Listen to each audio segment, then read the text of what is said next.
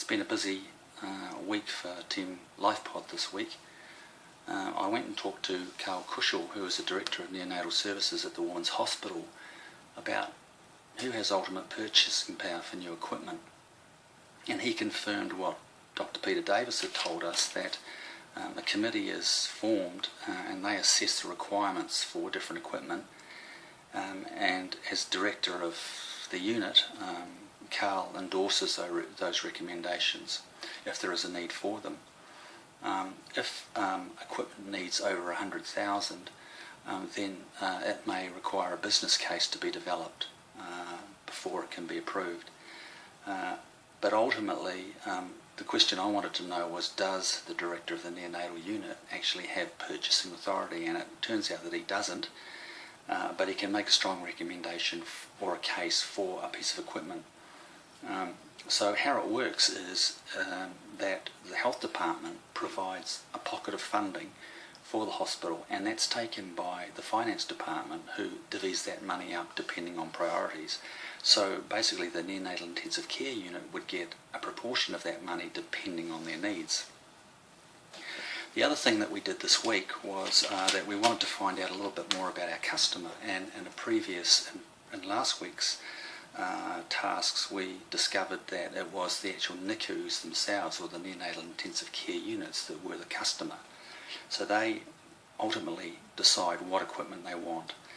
So they are key to us as a customer.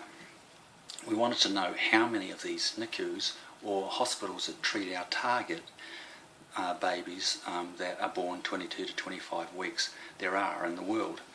And so we've been looking through websites, and we've been talking to contacts to try and find out more information. And what we've discovered is the process is actually quite difficult, because in many different countries they call a neonatal intensive care unit by a different name. For instance, they might call it an ICU, which is an intensive care unit, or a PICU, which is a pediatric intensive care unit. And in other countries they may have different names yet again that we haven't discovered yet. So the original value that I had from a previous study of 2,000 neonatal intensive care units globally appears to be an underestimation, or a considerable underestimation.